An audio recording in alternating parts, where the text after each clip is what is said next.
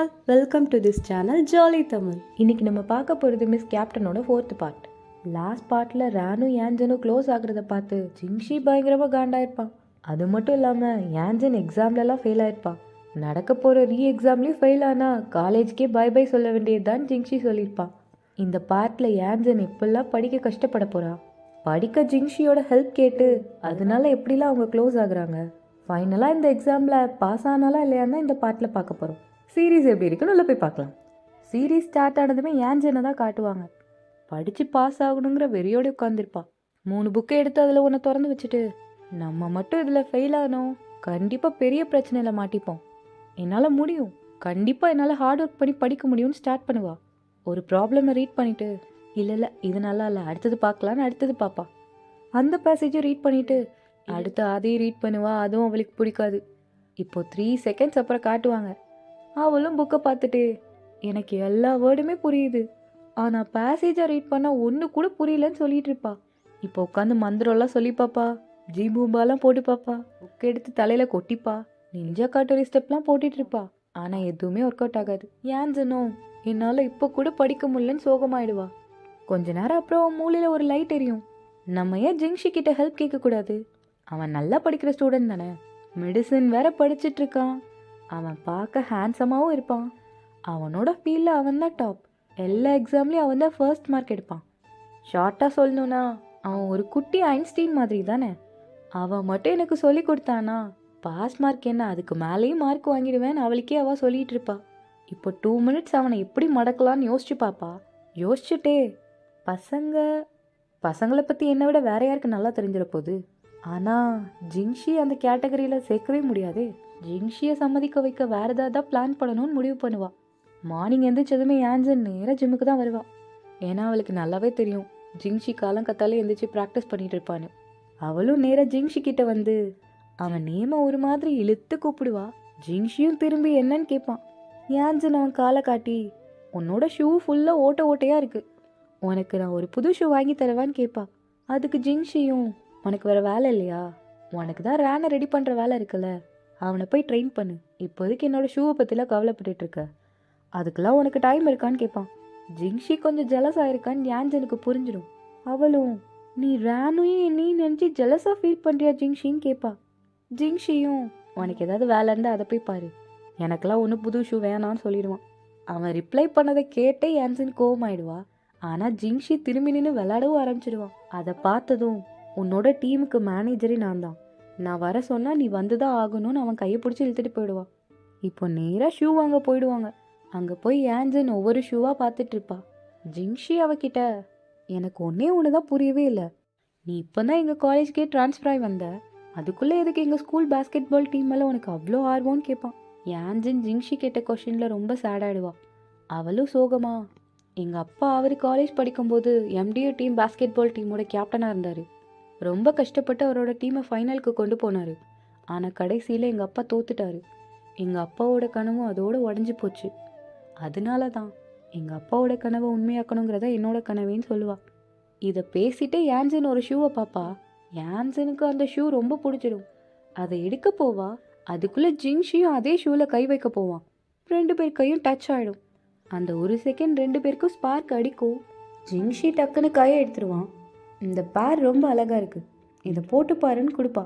ஜிங்ஷி அதை வாங்கிட்டு, உனக்கு ஸ்னீக்கர்ஸ் பற்றி இவ்வளோ ஐடியாஸ் இருக்குன்னு நான் நினச்சி கூட பார்க்கலான்னு சொல்லுவான். அதுக்கு யான்ஜனும், உனக்கே தெரியாத நிறைய விஷயம் எனக்கு நல்லாவே தெரியும், போய் இதை போட்டு பார்த்துட்டு வான்னு அனுப்பி விட்டுருவான். ஜிங்ஷி போய் போட்டு வருவான். அதை பார்த்து யான்ஜனும் அழகாக இருக்குன்னு சொல்லுவாள். ஜிங்ஷி வர வழியில் 2 ஷூவை தூக்கிட்டு வந்திருப்பான். அவனும் யான்ஜன் கிட்ட, நான் ஷூ ட்ரை பண்ண போனேன்னா அப்போ இந்த ஸ்னீக்கர்ஸ் பார்த்தேன், இது உனக்கு கண்டிப்பாக சூட் ஆகும் போடுன்னு சொல்லுவான். இல்லை எனக்கு வேணாம், உனக்கு தானே ஷூ வாங்க வந்தோம், நீ மட்டும் வாங்கிக்கோன்னு சொல்லுவாள். ஜிங்ஷியும், இதுக்கு மேலே நீ ஒரு வார்த்தை கூட பேச வேணாம், நானே இந்த ஷூவை போட ஹெல்ப் பண்ணுறேன்னு போட்டு விடுவான். யான்ஜனுக்கு மனசுக்குள்ளே பட்டர்ஃப்ளை எஃபெக்ட் தான். ஜிங்ஷி அதுக்குள்ளே ஷூவை போட்டு விட்டுருவான். அவனும் போட்டுட்டு, இது அழகாக இருக்கான்னு கேட்பான். அதுக்கு ஆமான்னு சொல்கிறதுக்குள்ளே யான்ஜனோட ஃபேஸ்லலாம் ப்ளஷ் வந்துடும். அவளும், நான் போய் பில்லை பே பண்ணிட்டு வரேன்னு சொல்லுவாள். ஜிங்ஷி அவளை பிடிச்சி உட்கார வச்சுட்டு, என்னால் எப்படி ஒரு பொண்ணை பே பண்ண விட முடியும், நானே பே பண்ணிக்கிறேன்னு போயிடுவான். இன்றைக்கி நடந்ததெல்லாம் நினச்சி யான்ஜனும் சிரிச்சிட்ருப்பா. இப்போ யூவை காட்டுவாங்க. அவன் நடந்து வந்துட்டுருக்க வழியில் என்ன யான்ஜின் ஒரு பையன் கூட உட்காந்துருக்கான்னு யூ மரத்து பின்னாடி ஒளிஞ்சு நின்று பாப்பா. ஜிங்ஷி தான் யான்ஜின் கூட உட்காந்துருக்கான்னு பார்த்துருவா. அவங்க 2 பேரையும் ஒன்றா பார்த்ததுமே இவளுக்கு ரொம்ப ஹாப்பி ஆகிடும். அவளும் ஒளிஞ்சிருந்து இங்கே என்ன நடக்குது, யாருக்குமே தெரியாமல் டேட் பண்ணலான்னு பார்க்குறீங்களான்னு பார்த்துட்ருப்பா. ஜிங்ஷி யான்ஜினையும் இப்போ காட்டுவாங்க. யான்ஜின் அவளோட ரொம்ப லக்கியான ஷூலைஸை ஜிங்ஷியோட ஷூக்கு போட்டு அவனுக்கு கொடுப்பா. அதை கொடுக்கும்போது அவளும், இந்த ஷூலேஸ் என்கிட்ட ரொம்ப வருஷமாக இருக்குது, இப்போ நான் இதை உன்கிட்ட கொடுக்க போகிறேன், என்னோட ட்ரீமையும் சேர்த்தே ஒப்படைக்கிறேன், நீ தான் நம்ம டீமை எப்படியாவது சாம்பியன்ஷிப் வாங்க வைக்கணும்னு சொல்வாள். ஜிங்ஷியும் கண்டிப்பான்னு சொல்லிகிட்டு இருப்பான். யான்ஜன் இப்போது எதுக்காக ஜிங்ஷிக்கு ஷூ வாங்கி கொடுத்தாலும் அந்த வேலையை பார்க்க ஆரம்பிச்சிடுவான். பக்கத்தில் இருந்த மேக்ஸ் புக்கை எடுத்து, எனக்காக நீ சின்ன ஹெல்ப் கூட பண்ண மாட்டியான்னு மேக்ஸ் புக்கை ஆட்டிகிட்டு இருப்பா. ஜிங்ஷியும், நீ எனக்கு ஷூ வாங்கி கொடுக்கும்போதே தெரியும் நீ என்கிட்ட ஏதோ எக்ஸ்ட்ராவாக எதிர்பார்க்குறேன்னு சொல்லுவான்.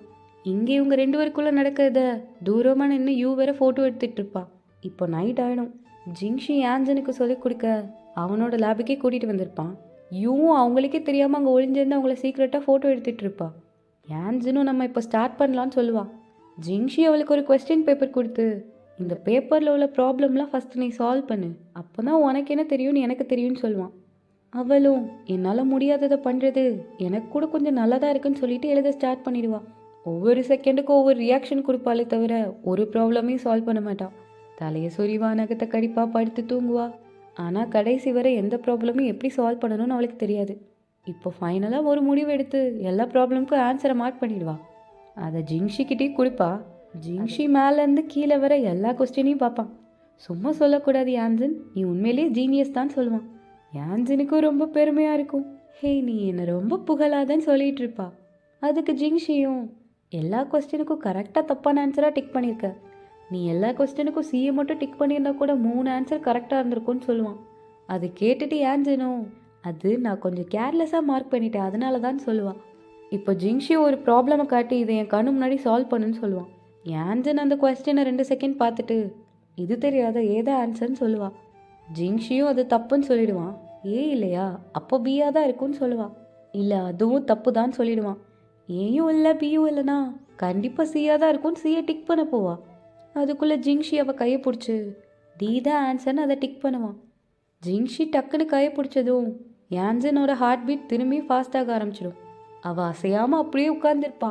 ஜிங்ஷியும், நீ எந்த ஆன்சருக்கு சான்ஸே இல்லைன்னு நினைக்கிறியோ அதுதான் உண்மையிலே கரெக்டான ஆன்சராக இருக்கும்.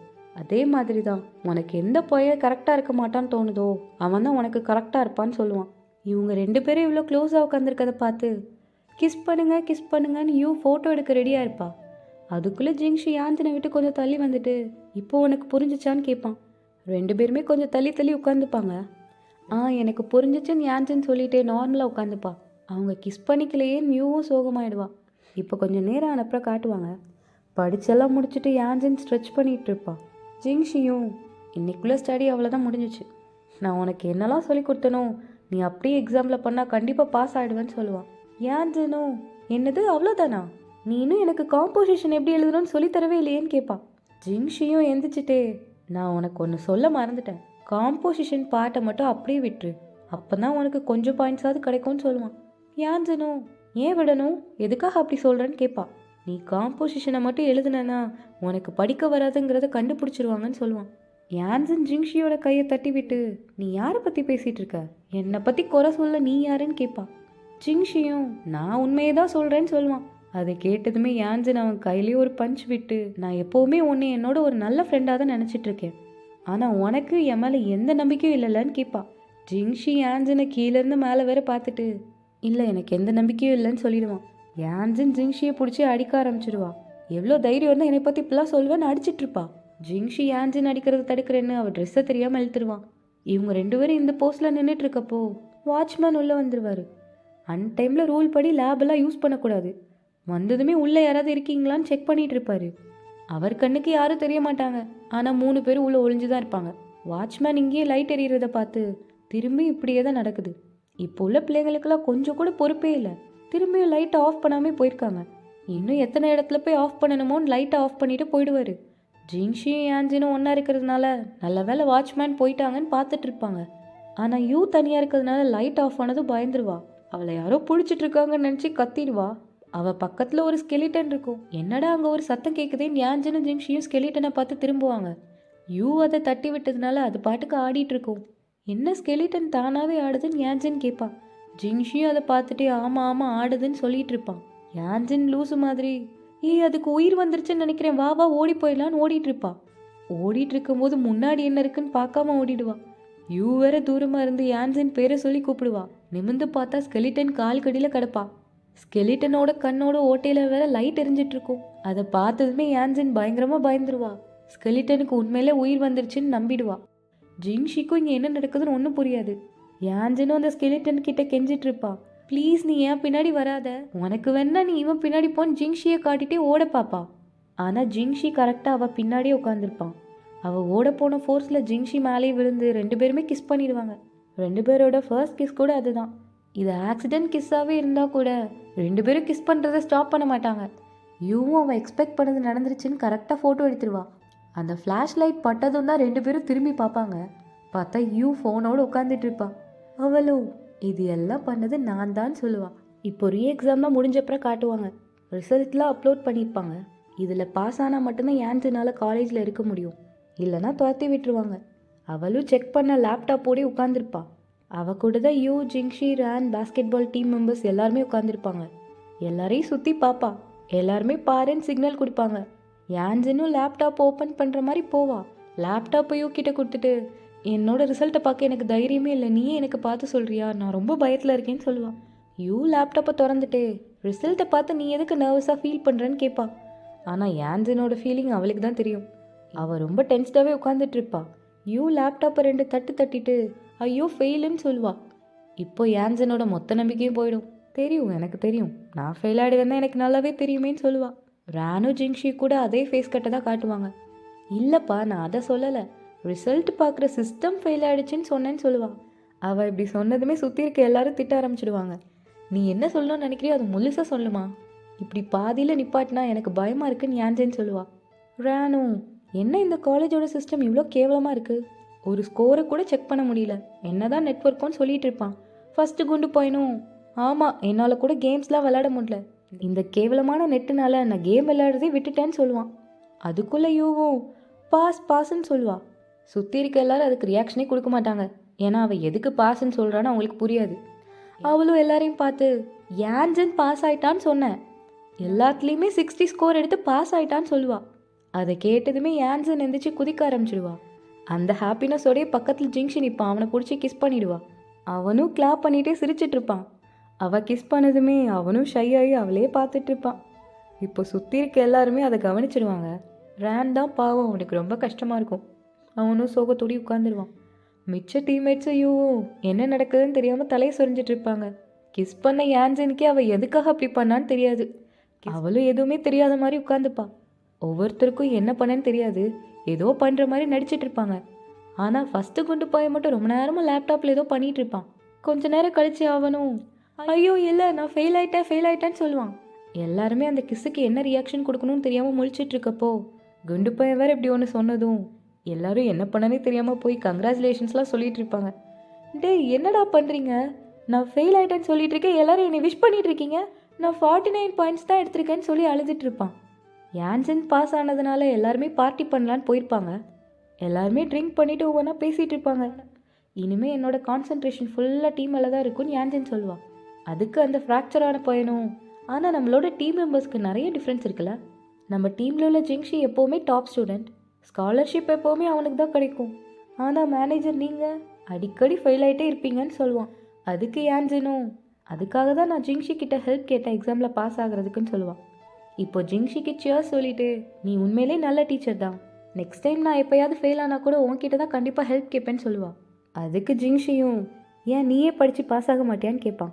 யூ ஜிங்ஷியை ஸ்டாப் பண்ணி உனக்கு இது கூட புரியலையா, அவன் கூட தனியாக இருக்கணும்னு ஆசைப்படுறான்னு சொல்லுவாள். அதை கேட்டதுமே யான்ஜின் வாயில் இருக்க ட்ரிங்கை துப்பிட்டு யூ லூஸு மாதிரி வளராதன்னு சொல்லுவாள். யூவும் நான் எங்கே லூஸு மாதிரி வளர்றேன், மறந்துடாத என்கிட்ட எவிடன்ஸ் இருக்குன்னு சொல்லுவாள். சுற்றி இருக்கவங்களுக்கும் ஏதோ ஒன்று நடந்திருக்குன்னு தெரிஞ்சிடும். எவிடன்ஸா, அது என்னது, சீக்கிரம் காட்டுன்னு 2வது குண்டு பையன் கேட்பான். யூ ஃபோனை ஓப்பன் பண்ணிட்டே அவங்க 2 பேரும் ஒன்றா படிச்சுட்டு இருக்கப்போ கிஸ் பண்ணிக்கிட்டாங்கன்னு சொல்லுவாள். 2வது குண்டு பையனும் என்னது கிஸ் பண்ணாங்களா, எப்படி கிஸ் பண்ணாங்கன்னு காட்டுன்னு சொல்லுவான். யூ ஃபோனில் அவங்க கிஸ் பண்ணதை காட்டிட்டே அவங்க டைரெக்டாக லிப் டு லிப்பே கிஸ் பண்ணாங்கன்னு சொல்லுவாள். யான்ஜனும் அது தெரியாமல் கிஸ் பண்ணதுன்னு சொல்லுவாள். குண்டு பையனும் ஜிங்ஷி கிட்ட நீங்கள் 2 பேருமே ரொம்ப சீக்கிரமாக க்ளோஸ் ஆகிட்டீங்கன்னு சொல்லுவான். யான்ஜன் ஒரு செகண்ட் தாகாயாக மாறி மனசுலேயே அவளோட டீம்மேட்ஸ்லாம் திட்டிகிட்டு இருப்பா. குறும்புக்கார பசங்களா, இருங்கடா, நான் பாயா மாறினப்புறம் உங்களுக்கு நல்லா கிளாஸ் எடுக்கிறேன்னு நினப்பான். இப்போ தான் ரேனை காட்டுவாங்க. அவன் கன்னத்தில் கிஸ் பண்ணதை பார்த்ததுக்கே ரொம்ப ஃபீல் பண்ணியிருப்பான். இப்போ டைரெக்டாகவே கிஸ் பண்ணியிருக்காங்கன்னு தெரிஞ்சதுனால அவன் ரொம்பவே நொறுங்கிடுவான். சரி, எல்லாரும் கொஞ்சம் நிப்பாட்டுறீங்களா? எதுக்கு அதையே பற்றி பேசிகிட்டு இருக்கீங்க? ஒன்று எல்லாரும் ட்ரிங்க் பண்ணலாம், இல்லை எல்லாரும் சேர்ந்து விளையாடலான்னு சொல்லுவான். இது நல்ல ஐடியாவாக இருக்கேன்னு எல்லாரும் ஓகே ஓகே எல்லாரும் விளையாடலான்னு முடிவெடுத்துருவாங்க. எல்லாருக்கிட்டையும் ட்ரூத் ஆர் டேரே விளையாடலாமான்னு கேட்பான். எல்லாரும் ஓகே ஓகேன்னு சொல்லிடுவாங்க. இப்போ 8 கார்டு எடுத்துகிட்டு இதில் ஒரே ஒரு ஜோக்கர் இருக்குது, யாருக்கு அந்த ஜோக்கர் கார்டு வருதோ அவங்க தான் இந்த கேமை ப்ளே பண்ணணும்னு சொல்லுவாள். எல்லாரும் ஓகே புரிஞ்சிச்சுன்னு விளையாட ஆரம்பிச்சிடுவாங்க. இப்போ எல்லாருக்கும் கார்டை கொடுத்துட்டியோ யார்கிட்ட ஜோக்கர் இருக்குன்னு கேட்பான். ஜிங்ஷி கிட்ட தான் ஜோக்கர் இருக்கும். அவனும் திருப்பி அவனோட கார்டை காட்டுவான். அவன்கிட்ட ட்ரூத்தா டேரான்னு கேட்பான். எல்லாருமே ட்ரூத்துன்னு கத்திட்டு இருப்பாங்க. ஆனால் ஜிங்ஷி டக்குன்னு டேரன்னு சொல்லிடுவான். நீ ரொம்ப குவைட்டாகவே இருக்க, அதுவே ரொம்ப போரிங்காக இருக்குது. அதனால நீ இப்போ என்ன பண்ணுற, உன்னோட கான்டாக்டில் இருக்க ஒரு நம்பருக்கு லவ் ப்ரப்போசல் கொடுன்னு சொல்லிடுவான். ஒன்றும் பிரச்சனை இல்லை, நான் சொல்லிவிட்டு அப்புறம் கூட எக்ஸ்பிளைன் பண்ணிப்பேன்னு ஜிங்ஷி சொல்லிடுவான். எல்லாரும் அவன் ஃபோனை எட்டி பார்ப்பாங்க. அது யார் அந்த தாஹாய்? உன் கான்டாக்ட் லிஸ்ட்டில் அதான் ஃபஸ்ட்டில் இருக்குன்னு கேட்பான். 2வது குண்டு போயினும் அதுதான் எங்களோட கேப்டன்னு சொல்லுவான்.